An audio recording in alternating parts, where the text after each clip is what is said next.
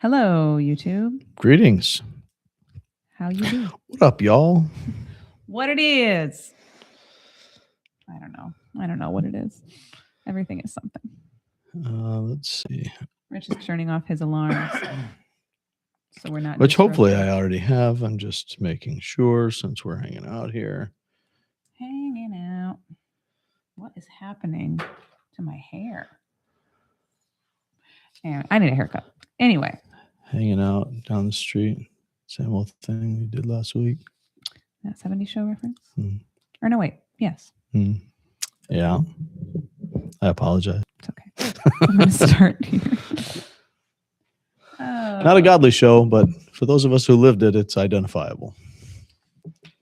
Hello. It's relatable. Greetings, salutations. Some pig. Goodness gracious. We're all up and good and live and everything, right? I'm glad. Yes. I feel just very disjointed. Well, you like had I'm coffee. filled with. I did have coffee. You had a muffin. I had a muffin. You had took a shower. But I have this inner turmoil because I came late, so I'm disordered. And welcome to my life. And I'm just waiting for peace now. And I had no muffin. You also are lacking peace. I had no muffin. I think I owe you a muffin because I kept you waiting today. It's all right. I had coffee. I did have copious amounts of coffee. So we are living. We're living in this turmoil? episode, right? You're waiting. I'm lacking peace. I'm waiting for a muffin. We're trying to get this all squared away here. So as we've been working through, I feel like I'm farther away from things than what I normally am. There's a metaphor there somewhere. Yeah, as we are working through this whole waiting for, for the promised one, not that series today in the third Sunday of Advent's sermon. We're it's crazy, isn't it? We've got literally one left before Christmas. Wild. That's so crazy. Why waiting for peace? It was waiting for joy, isn't it? No, it's peace. You sure? No, it's joy this week. This is going to be the third. This is the second. See what I'm talking about? A little bit thrown off. So this is also the problem of podcasting at the end of the week while I'm preparing. We should really do it like on Sunday after. Right. Just, everybody go home. We're going to podcast now. But so my brain is joy and still waiting for peace. As we have been working through this whole thing, this year we're using what might be considered the traditional Advent themes of hope, peace, joy, and love. So we do have 2 Sundays. All right. That totally disrupted my peace there for a minute. And it was interesting to me that by God's providence, the week that we're focusing on waiting for peace also was Pearl Harbor Day. And so we're celebrating this, if that's the right word, the 84th anniversary commemorating of that attack, which President Roosevelt called a date which will live in infamy. And so on a day that commemorates, better word, that commemorates this attack. Falling. Everything is something. That on this date that commemorates our unwilling, reluctant entrance into World War II, that totally disrupted the peace of the United States, but as the peace of the world. The world is at war, and now we're joining into it. That we're looking at the promised one bringing peace. And so, as we look at that, we had just come through just a handful of years before, half a generation before, we've just come through World War I, with the war to end all wars. And that didn't really work out so well, because here we are now in even broader war, bigger. It just keeps getting bigger. And so that was supposed to end all wars, right? So now we've got this great war, and then another great war. And now we've learned things, right? We're smart. We've gotten rid of the bad actors. We've gotten rid of Hitler, and Stalin helped us do that. Wait, okay, but Stalin was at least as bad an actor as Hitler.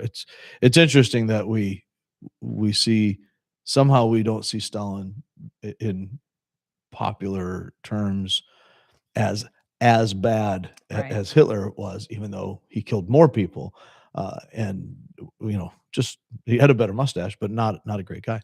Um, but ever since then, we've pretty much been at war, right? Yeah. So we put together things like NATO and the UN to try to keep war from happening, and yet there's this constant dynamic of people killing and going to war because they want and they don't get, so they kill and they covet. Um, just like James points out. If I had not come in running and hustling because I was late, perhaps my throat would be a little more clear than it is today. But Sorry. no, I'm sorry. It's entirely my fault. No, I'm sorry. We're gonna have a battle over who's more sorry here. So anyway, as we're looking at It'll be me. I'm a millennial. this concept, it's pretty clear that human machinations do not bring about peace. I mean, Right. have we seen anything that looks like the peace that we were promised in the last And it's funny century because or so more? many people will say that's what they want. Even, Yeah. in the political sphere, that's what, oh, they're going to bring peace to the Middle East, or they're going to bring peace here. Right. They're in peace. They're in peace talks, peace agreements, peace. So people say that they want it, but whether there's, one bad Yeah. apple that spoils the bunch, And we do want it, generally speaking, when we're on the bad side, right? When Yeah. we're the oppressed, we want peace. We want the oppressor to take his boot off our neck. Right. When we're on top, then we want peace, in that we want you to submit to our will. Well, that's the thing. I think we often view peace as long as I win, I want peace. What can it do for me? Right. Yeah. Like we do with most things. And is that really peace? So we see this focus on this conflict-oriented peace, as far as global conflict and people getting along and all that sort of thing. We want that in politics. We've had such a divisive, let's just say, a few years, but it's more than that. But we seem to be increasingly hateful and divisive in our rhetoric, or as it seems to be now popular to say, divisive. No, just stop with that. Repent. Ew, who says that? Lots of people, and it's really driving me crazy. Gross. It's immoral. So repent of your divisive. But anyway, as we're repent of your mispronunciation. I'm gonna start calling it divisive. There's so many things like that I'm like, when did this? Remember, it was, I don't know, a number of years ago, when it went from harassment to harassment. That I'm like, my gosh, are you that kidding annoys me? me. So you just throw away all rules You're of putting pronunciation. the wrong emphasis on the wrong syllable. Not that it isn't English and we play fast and loose with rules anyway, but seriously, come on, man. Anyway, so as we're talking about this kind of conflict, that's usually what we have in mind, right? We're going to stop fighting. Just going to stop fighting. But is that really peace? And I think we can recognize, if we're honest with ourselves, if we just take a moment to think, we can recognize that, since World War II through the early 90s, there was, in that sense, peace between the United States and the Soviet Union. But was there ever really peace between the United States and the Soviet Union? We were, by all measures, enemies. We had what we called a Cold War. We didn't have a hot war. We weren't firing things off. But I mean, how many Hollywood movies during that time were based on the fact that we were adversaries? That's not peace. We don't even have peace within our own country. Oh, heavens no. So back to the divisive debate. We divide over that. So we want things. We want a calmer rhetoric. And that means your people need to change your rhetoric. My rhetoric's fine. You're the problem. Or even from a personal standpoint, like, I want to feel peace. Yeah. So all this around me needs to change so I can feel peace. Right. Well, and realistically, as as a divorced woman, you understand we can not be actively fighting. Right. That doesn't mean that it's real peace the way that we would ideally like it to be. Right. Um, there's so many things like that in our lives, so that if I feel right, if I feel peace, Mhm. then I must have peace. Right.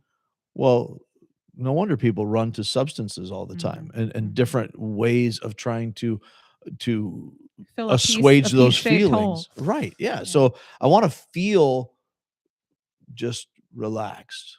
So I can drink myself into that state. I can smoke myself into that state. I can, do whatever other kinds of things. People will chase after relationships to try to fill that hole.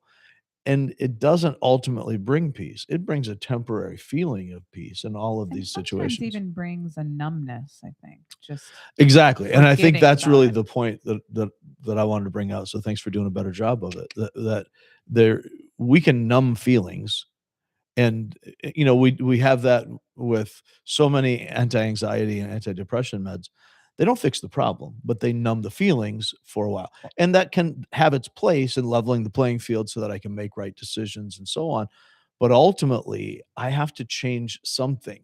I have to change Right. something inside of me. I have to change something in the dynamic Right. to be able to create not just the absence of stressors, the absence of conflict, but the presence of what the Hebrew would refer to as shalom, a Right. harmony in And my life. I think we get that peace is often we think is just like a nothingness, Right. and it's not. Like I was on anti-anxiety meds for a while, and I didn't find that they did much for me, and so my doctor kept being like, oh, let's up your dose, let's up your dose, let's up your Right. dose. And I'm like, I don't want to not feel things. Right. I don't want to be a zombie and just go through We life. do that with children. We medicate Right. children I so want much that they can't be I want themselves. to cry at a Hallmark movie, and I want to, feel. Right. So it's not just, yeah, if I just wanted to be numb, I could probably get on some super high dose, whatever. Yeah. But that's not, that doesn't sit right with me. We want to be able to, because if you're just, whether you're doing it with alcohol or drugs or relationships or whatever, if you're just doing something to not feel the chaos, Mhm. that's not peace. That's just replacing one thing with nothingness. And that's even scarier to me. Right. So that's my little rant. Well, and so then we look for positive ways to do the same thing. So Mhm. we move from those, we might call them negative or harmful coping mechanisms to to things like the therapeutic self-help movement. Mhm. So I'm going to teach you to find inner peace Mhm. through mindfulness, and we'll incorporate Eastern mysticism Meditation practices or and things. yoga or whatever. Right, so I can control my mind. It doesn't change the dynamic, but it does, and there's an element of truth to this. It does change how I respond to that dynamic. And so that's seen as a more positive thing. The problem is I'm still left with a spiritual um, disharmony Mhm. because of the fact that I'm created for God's glory, for a relationship with Him. And even if I can manage my emotions in such a way that I feel peace, I'm still at war, whether I recognize it or not. I'm an enemy of God Right. until I receive the offer that He makes. Right. And it's His wrath, honestly. I mean, I'm the rebel, but it's His wrath against my sin that I have to deal with. Well, you talked about it on Sunday. You know, I don't think we often think about it, but you said that all the destruction of peace or the disruption of peace is caused by sin. Right. And I think even if you are an atheist sitting there not feeling peaceful and you're feeling, on edge or tormented or whatever, if you really sit there and you break it down, why not feel at peace? You're going to come back to something that stems from sin. Right. And so it only makes sense at that point that the thing that will bring peace is the opposite of sin.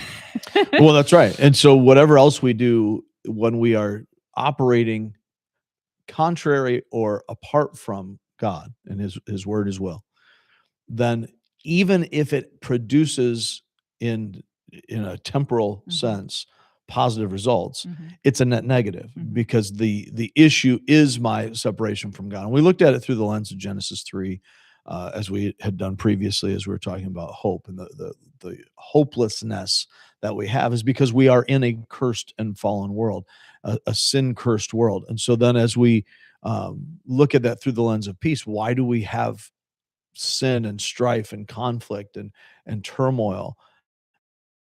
It's because of the fact that our relationship with our Creator, our relationship, because of that relationship being disrupted, our relationship with our purpose, our ability to live out the reason we were created is disrupted, Mhm. which creates a real, eternal, spiritual disharmony.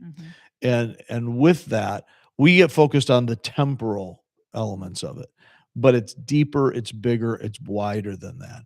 And so then whatever solutions we have for our peace problem are, we're looking for solutions ultimately to our sin problem. We don't think of it that way, and that's part of the problem that we have is we don't want to deal with the sin. But we can't deal with the lack of peace until we deal with the disruption that peace the disruption to our peace that sin brings. And Right. so whatever the sin is, as you mentioned, it inevitably destroys peace. That's the nature of it. So when I choose my way over God's way, I from that very outset, I am at odds with God, at Right. enmity with God, which then leads to, as we saw in Genesis 3, the spiral of relational disruption. Mhm. So now I end up having to deal with my inner turmoil, the struggle that I have within, which leads then to the desire to avoid conflict with God. So I become or with others, I the to avoid the conflict within. So when I'm accused of something, now my natural reaction is defensiveness. Mhm. No, I didn't do it, or Right. whatever else. Then that leads to blame, and then that leads to fighting, and all these different things.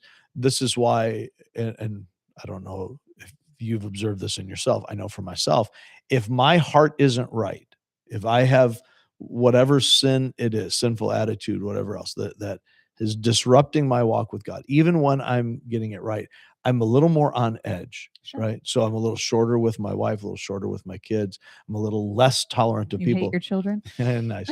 Um, yeah. Sorry. Sound bites that we never live down.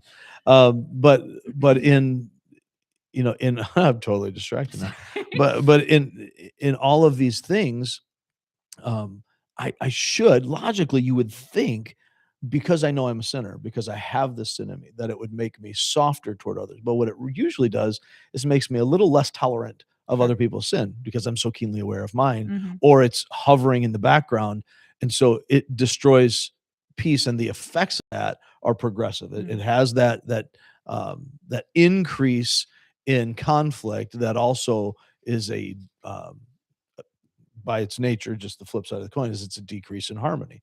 So it's not just on the surface that happens.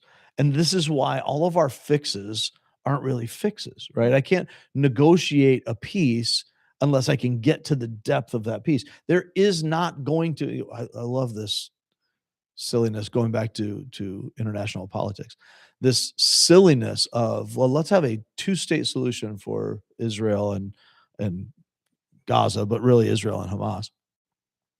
There is no two-state solution, and neither party wants a two-state solution. Nobody wants that. So no matter how much you want to negotiate that, that will never be a reality because there's a root issue that you're not addressing. You want to create a surface peace, but you're not Putting dealing a with. Band-Aid on it. That's right. And so if I don't fix the cancer, then treating the symptoms is not going to ever get Right. better. So that's one example of all of the conflicts ever in human history. The issue is sin. And so if I don't get to that deepest level, my conflict with God will create conflict with others. And we've seen this again, look at World War II. You can have peace, you can have treaties, you can have all these things that say we're all going to be good people. This is why international law is kind of a farce a little bit, right? We're going to have this international courts. This is globally illegal. Okay, but who's going to enforce that? Right. You know, it's because unless you change the heart, which you're not capable of changing, then somebody, a Hitler, a Stalin, an Idi Amin, whoever, somebody's going to rise up, and they're going to then let their conflict spread over others as they grow in power. So the internal problem still remains. I can't fix my sin problem because I'm a sinner. Right. So how can a sinful person with a sinful way of thinking, a self-driven, flesh-driven thing, how can I deal with the problem when I am the problem? And even all of my approaches to that are going to be driven by my sinful flesh. So I need something outside of me, outside of the system, to be introduced to then deal with this pervasive corruption of sin that goes all the way to the root. I'm glad you're digging into this in your sermons, because I feel like this is even a problem in a lot of our churches nowadays, where Oh, for there are a sure. lot of, self-driven, you can do it, just do this, just blah blah blah, and a lot of the churches are just feel good all the time. Yeah. I saw a video. I was going to send We it to end you. up with that therapeutic self-help Right. mentality that as long as, when we come to church, we want something that works. We want something that makes us feel right. We that, don't even want to hear, the fire and brimstone stuff. We want, Right. good music and a pyrotechnic show. I was going to send you a video. I forget what church it is. Maybe you even heard of it, but it's some church, like huge mega church, and they were having their Christmas service, and they charged admission for their Christmas service. And they had, like, they were doing some Little Drummer Boy thing, and they had people on like bungee cords or wiring coming down from the ceilings playing snare drums and whatever. And I mean, it was like a rock concert. Yeah. And I was like, what is happening?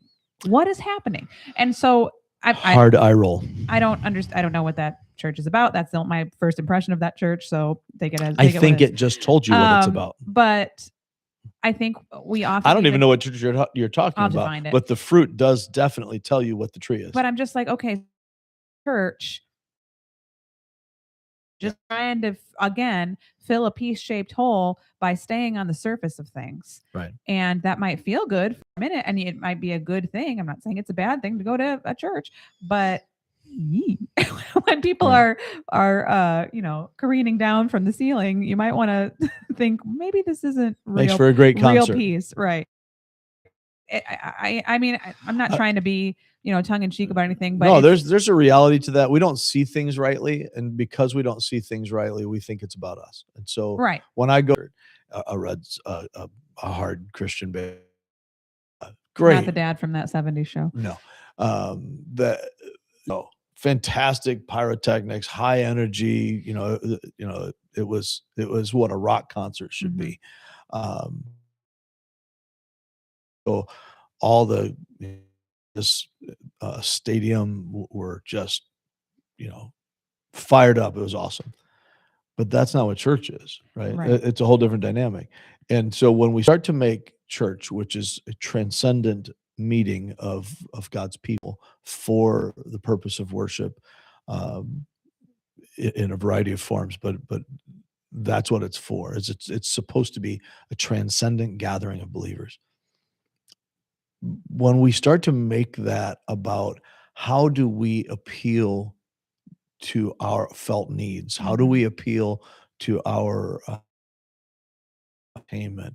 We want to make it comfortable. We want to, we want to have a nice coffee station. We want to have comfortable seating. Well, again, it just seems very me forward, Which I'm not necessarily knocking these things, because I mean we have pretty nice seating. We're sitting on seats right now that are pretty nice. Coffee station. We got a little coffee station, and we as part of the worship team, we want to do well. We want to play well and sing well and do well. But I guess I'm just saying, when we think about peace, we do often think of it like on a global scale as far as war and politics go. But from a Christian standpoint, it's still very easy to even when you're not really thinking, I'm trying to find peace here, you're trying to patch it with Right. surface things that are about, you and me rather than Jesus. And when we're not talking about global things, or we're not talking about politicians getting along or whatever else, we tend to talk about feelings. We tend to, Right, right. I don't feel at peace. Well, that's not really the point ultimately. You can't feel at peace long term if you don't have the reality, the presence of peace, I of think shalom. I think a good illustration of this is the Charlie Brown Christmas. And there's a point Preach, girl. I'm gonna, get the lines wrong, but there's a point where Charlie Brown is talking to I think Linus. It's before Linus's little speech. And he says that he's not happy. And he Right. knows that Christmas, he's supposed to feel happy. Right. It's Christmas. He's supposed to feel a certain way. This is a deeply existential kids cartoon.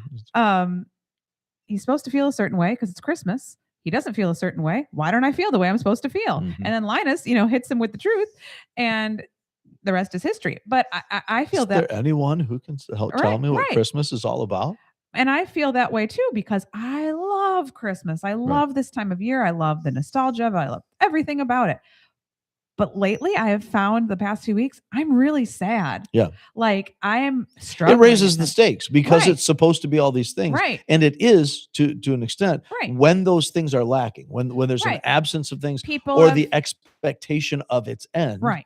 then People have it's heavy. died. I'm not a kid anymore. Right. I'm this. I'm struggling with this. Da da da da da. And I think that's for a lot of people who around the holidays, no matter how much you like it. And Right. there is this sense of, I don't feel peaceful right now. And I know I'm supposed to. And there's so much that is peaceful. Looking at the beautiful tree is Right. peaceful. Listening to this music is peaceful. But I have this inner turmoil that's not going to go away just because I'm watching a Hallmark movie, Right. So- Because a lot of those things are the presence of stressors Mhm. in our circumstances is inevitable. That's not going to go away. And so, and that's where the, the mindfulness Eastern, stuff that in itself is very, very problematic. The self-help psychobabble that's out there, which in itself is exceedingly problematic. There is an element of truth to those things in helping us to manage our expectations, Sure. manage our feelings, and so on. But it doesn't change the reality of peace. Right. It can help us to feel some type of way. Same thing with the medications or the self-medications. It can help us change how we feel in that moment. It doesn't change the reality. And so when Linus reads from Luke 2, which I think at this point most everybody knows, the network was totally against, Right. hated. Schultz said, if that's not in there, we're not doing the Right. special, and of course he had the power for that at that time because it had become big. But when we look at how it, as he's reading that, how this comes together, we see in verse 13 of Luke 2, 13 and 14, suddenly a great company of the heavenly host appeared with the angel. And of course, Linus is reading from the King James. Suddenly a great company. Blanket. Yeah. I don't have the blanket. Actually, he drops it for this. Oh, that's Yeah, right. Yeah. Very significant. Poignant. Very significant moment. His security blanket he lets Mm-hmm. go of, which is actually really pertinent to what we're talking about here. Suddenly a great company, the heavenly host, appeared with the angel, praising God and saying, "Glory to God in the highest heaven, and on earth peace to those on whom his favor rests." And a lot of people will be like, well, Jesus, failed because we don't have peace. But we missed the point. We don't have peace because of us. Right. Right. And so Linus seems to get this in the moment. This is the if I can, subliminal messaging that Schultz is giving. When he goes up to read from the scriptures, he drops his blanket, Right. his security, the thing that's always with He's him. known for, right? Right. And so he's not finding peace in his security Mhm. blanket. He's finding peace. Preach, Linus. He's finding peace in the.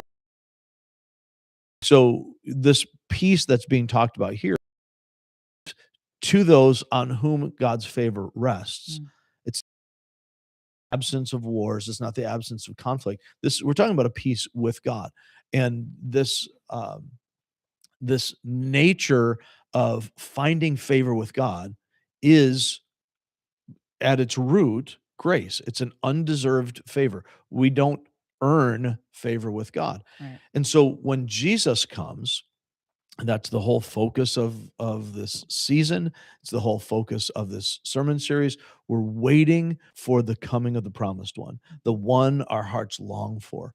And so we see the shepherds, they're waiting, but they don't even know they're waiting. They're like in this moment, they're not waiting for anything. They're just, waiting for their shift to get over or whatever with the sheep. But as the angel comes and says, here's the thing you've been waiting for. I'm bringing you good news of great joy. That's this week. uh, Good news of great joy. It'll be for all people because a savior is born. So this Christ, this promised one, is here. He's coming to bring the peace that has always been promised. And we recognize that, again, I think I mentioned Sean Connery and that great vehicle for Sean Connery and You did Richard mention Gere Sean Connery, first and then you night. didn't do a Sean Connery I voice, know, which really upset me. I thought about it and I thought it might be distracting, but in this movie First Night, you know, his his Arthur says there's a peace that can only be had on the other side of war. We have to be ready to fight for peace because it's the nature of peace that it must remove the belligerents. It Mhm. must deal with this. And so Christ comes to do what human solutions cannot do, to bring real peace with God by taking our sin on himself. So the sin that separates us from God, that creates at the very deepest level this lack of shalom, this conflict with God. Um, and when we talk about the Hebrew shalom idea, we mentioned this on Sunday. That this is not just absence of conflict. It's not a détente. It is the presence of wholeness, soundness, harmony, prosperity, health. All of these things are wrapped up into this idea, and it's rooted in harmony with God. And so Jesus comes, Christ comes, the promised one comes as the Son of God made flesh to take our sin. He takes credit for my sin, for all of our sin. And we who receive him by faith are united to him, and we receive credit. We don't earn it. We receive credit for his obedience, his righteousness. And Romans 8:3 says, for what the law was powerless to do because it was weakened by the flesh, God did by sending his own son in the likeness of sinful flesh to be a sin offering. So Jesus came to give us this ultimate peace that is not a feeling of peace. It's not an absence of war. Wars continue. Jesus himself said there's going to be wars and rumors of wars until that final day comes. And when we place our hope in the promised one, God reconciles us to himself. And so we have this ministry of reconciliation because we've been made right with God. So we get it. Once you have been an outsider who's been made an insider, how can you not want to help other outsiders Right. become insiders, Right. right? There is death out there. Come into the camp, come into the home, there's an offer of adoption. Come be his child. And so we long then to draw others to Christ, Mhm. not as some kind of a quota, certainly not Right. to fill our churches, and definitely not to make people feel better about themselves. We want you to not die. At Amen. at the root of it, that's what we're talking about. Mhm. And so sometimes people will say, "Well, why do you always talk about heaven and hell and heaven and hell?" And so now we've got uh, people are hot on the internet talking about Kirk Cameron wrestling with, well, maybe we've understood the Bible wrong, and maybe uh, our understanding of hell isn't right. Maybe there isn't a hell; it's just annihilationism and all. I don't know where Kirk's going to end up landing on that. He seems to be wrestling with that in public right now, but ultimately, when we look at what the Bible teaches, there is a what some would call a conscious eternal torment. That's the picture that we have. Jesus is very clear about that picture. When we look at the book of Revelation, when the final judgment comes, those who are not written in the Lamb's book of life will be cast into the lake of fire with the devil and his demons. And so there is the reality of that. That's bigger than your feelings. Sure. I am not overly worried about whether my children are happy at every moment in life. I don't just want my kids to be happy. Of course, I want them to be happy. I don't want them to be unhappy. But happiness is a small consequence. I want them to be holy. I want them to have shalom. I want them to have a peace with God so that I know for eternity that they will not be living you're not separated from participating them. in I am their not death. participating in their death. Yeah. I will not hate my children and Right. participate in their death. I must work as one who has been reconciled to God, undeserving though I am, to help others who are equally undeserving be reconciled to God. And, that doesn't mean, hey, pray this prayer Right. and now you've got this fire insurance and everything is groovy and do your deal. No, we have to recognize that Christ is returning, and he's returning to bring judgment. And on the other side of that judgment is eternal perfect peace. Right. And we get to decide to as as humans, God has created us in his image for a relationship with him, and he has called us to choose him. And we can debate all of the, free will, sovereignty, blah, blah, blah. People get really hung up on things that they don't have any control over. But the reality is God has said, trust me. Here's my promise. Trust me. Put your hope in Christ, and that reconciles you to me. You are now part of this family, part of my son. You're united to my son. So when I look on you and to judge you, all I see is him, because I already judged you in him. When Christ returns, all that is not united to him, all that falls short of his glory, will be destroyed and eliminated. That's the only way to have perfect peace. And because that will happen, those who have turned to him now will be a part of that kingdom, will be with him in this perfect peace. Those who do not will be part of that which is destroyed. And so ultimately, as we're considering all of it, the only way to find real peace in a world full of sin and strife is the coming of the promised one. So that's what we're celebrating in our waiting for peace. That's what Christmas is all about. That's Charlie what Brown. Christmas is all about, Charlie Brown. Okay, we will stop there for today, but we have 2 Advent Sundays left. 2. And this week we're talking about waiting for joy. Yes. We're waiting for the next podcast. That's right. But yeah, as always, thank you guys for listening. You can join us in person if you're in the area, or online on Sunday mornings, or you can check out the sermons here in the podcast later. Yes, indeed. But thank you for listening, and we will catch you next time. Ciao.